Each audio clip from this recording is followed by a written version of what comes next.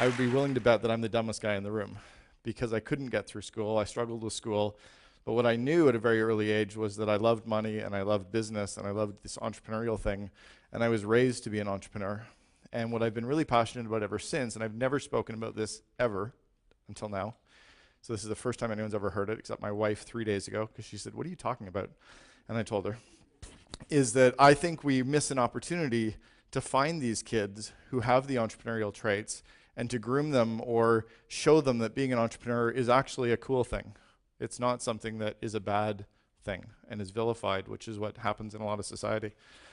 Kids, when we grow up, have dreams and we have passions and we have visions, and somehow we get those things crushed and we get told that we need to study harder or be more focused or get a tutor.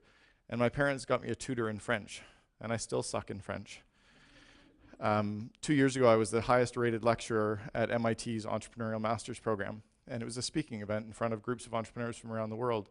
When I was in grade 2, I won a citywide speaking competition, but nobody had ever said, "Hey, this kid's a good speaker. He can't focus, but he loves walking around and getting people energized." No one had said, "Get him a coach in speaking."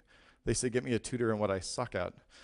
So as kids show these traits, and we need to start looking for them, I think we should be raising kids to be entrepreneurs instead of lawyers. And unfortunately, the school system is grooming this world to say, "Hey, let's be a lawyer, or let's be a doctor." And we're missing that opportunity because no one ever says, "Hey, be an entrepreneur." Entrepreneurs are people, because we have a lot of them in this room, who have these ideas and these passions or see these needs in the world, and we decide to stand up and do it. And we put everything on the line to make that stuff happen. And we have the ability to get those groups of people around us and want to kind of build that dream with us. And I think if we could get kids to embrace the idea at a young age of being entrepreneurial, we could change everything in the world that is a problem today. Every problem that's out there, somebody has the idea for, and as a young kid, nobody can say it can't happen because you're too dumb to realize that you couldn't figure it out. I think we have an obligation as parents and a society to start teaching our kids to fish instead of giving them the fish.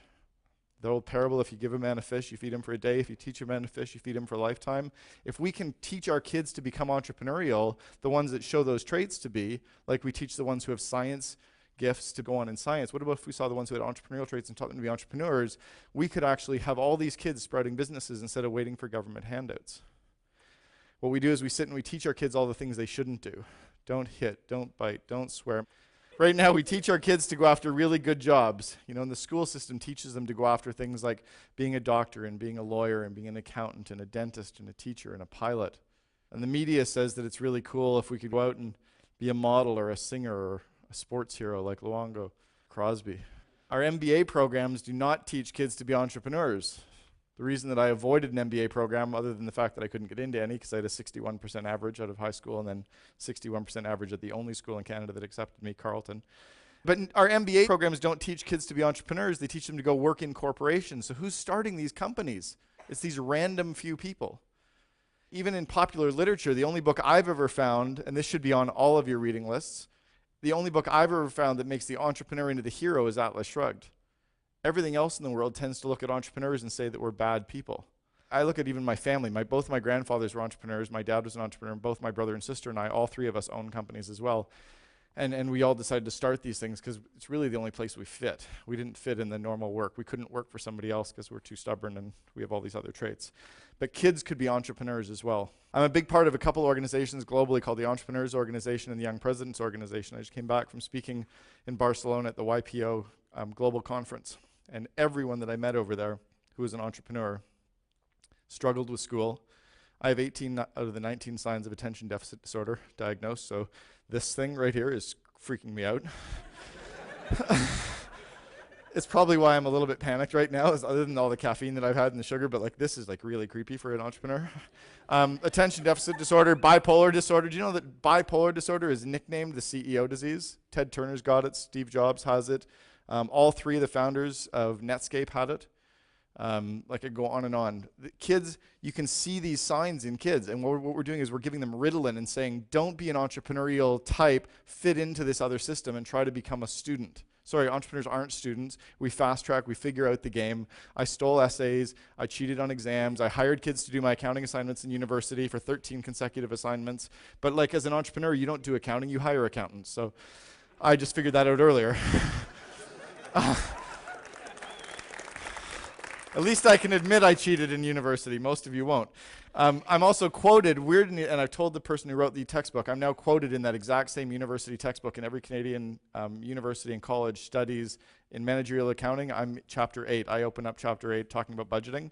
And I told the author after they did my interview that I cheated in that same course, and she thought it was too funny to not include it anyway. But kids, you can see these signs in them. The definition of an entrepreneur is a person who organizes, operates, and assumes the risk of a business venture. That doesn't mean you have to go to an MBA program. It doesn't mean you have to get through school. It just means that those few things have to feel right in your gut. And we've heard those things about, is it nurture or is it nature, right? Is it thing one or thing two? What is it?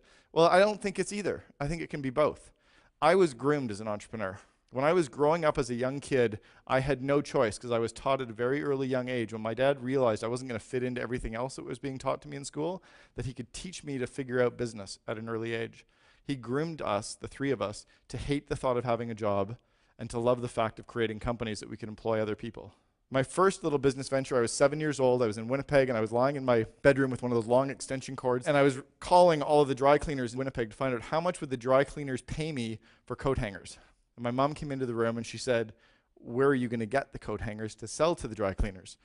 And I said, let's go and look in the basement. And we went down to the basement, and I opened up this cupboard, and there was about 1,000 coat hangers that I'd collected, because when I told her I was going out to play with the kids, I was going door to door in the neighborhood to collect coat hangers to put in the basement to sell, because I saw her a few weeks before that, you could get paid. They used to pay you 2 cents per coat hanger.